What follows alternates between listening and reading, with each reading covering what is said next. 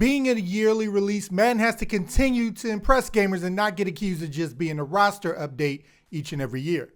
And I feel they have done that with meaningful changes in presentation, the attention to quarterbacking in general, and franchise improvements.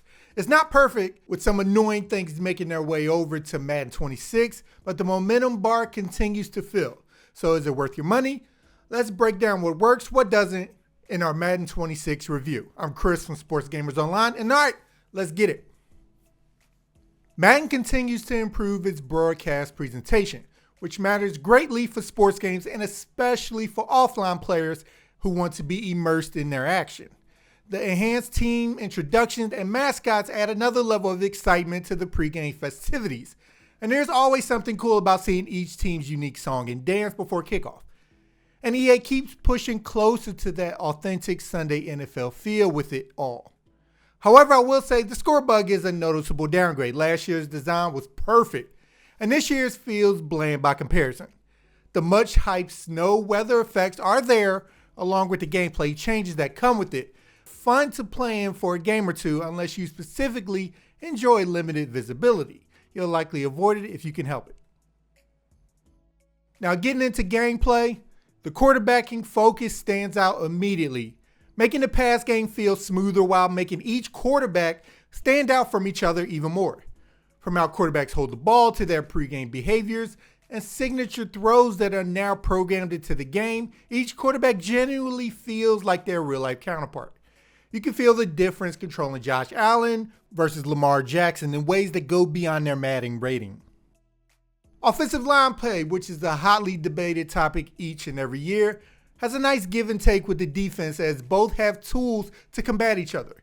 You can consistently create clean pockets against three-man rushes, but things get tougher the more guys they send, and the type of stunts that are new in Madden they use on you as well. Again, with pre-snap blocking adjustments and the ability to ignore dummy defenders that aim to mess up your blocking, you are given tools to patch up any weaknesses, but nothing stands out as too egregious so far. Now the running feels completely transformed to feel more like college football 26, where last year there was more of a distinct difference between how the players move, which I like. You can also feel the difference between elite backs and regular guys just moving your left stick as you feel every step and angle they create against defenders, making guys like Barkley feel impossible to tackle while more plotting backs feel like you're earning every single yard.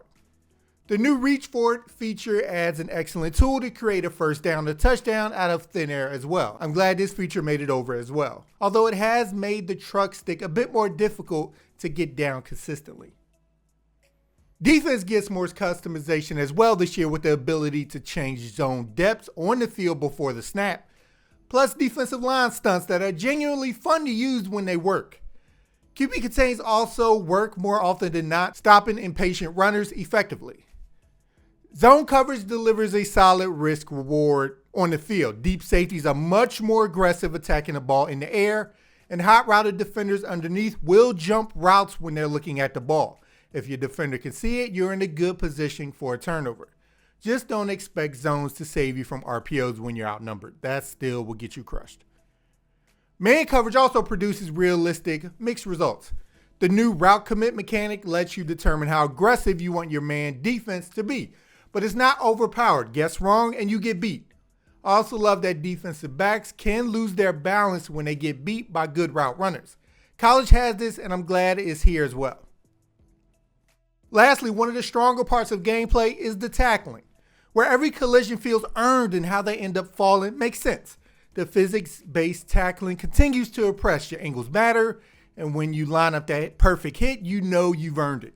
Fumbles also feel realistic and don't trigger that often, so it feels earned when you do connect perfectly on the ball carrier. Going on to game modes, franchise gets meaningful updates this year. First off, they aim to make coaching and who is on your staff matter way more. Coaching Central aims to make coaching matter more and give each franchise more personality and voice over who controls each squad.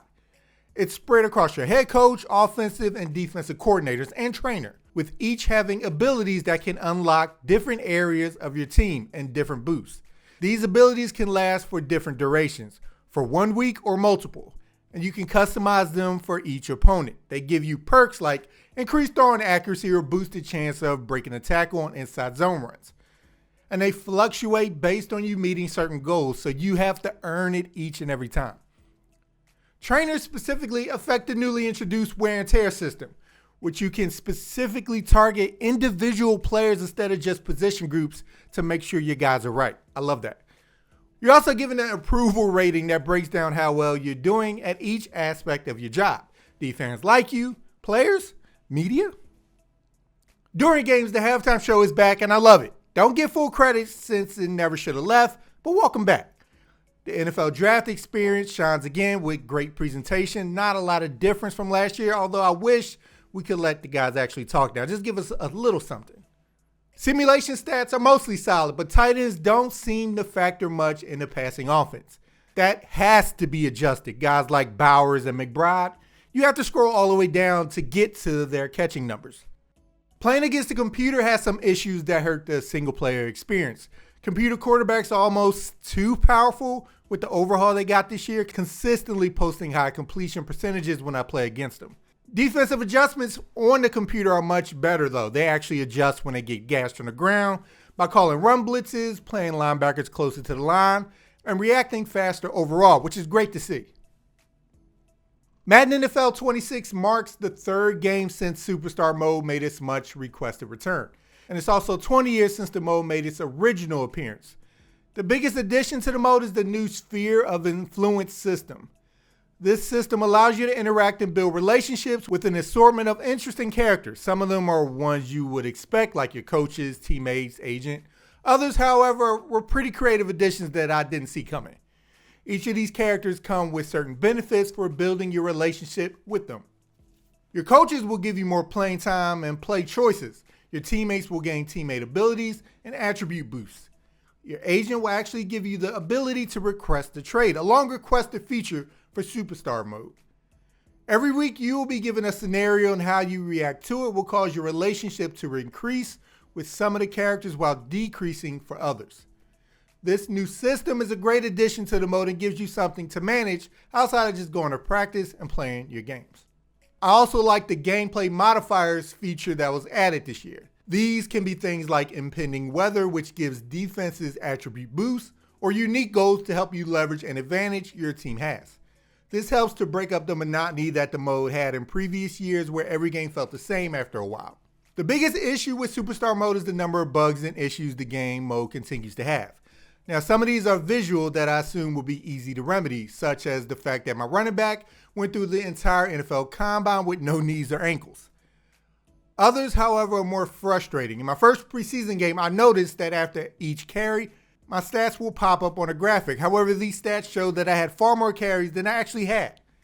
I went into player stats in the pause menu, and the stats were also showed I had more carries than I actually played. It seemed like in the Super Sim portions where my player was not supposed to be playing, he had actually gotten in on several plays that I wasn't able to control. This is an issue that has been in the game for years now. The fact that it still has not been addressed at this point is very upsetting.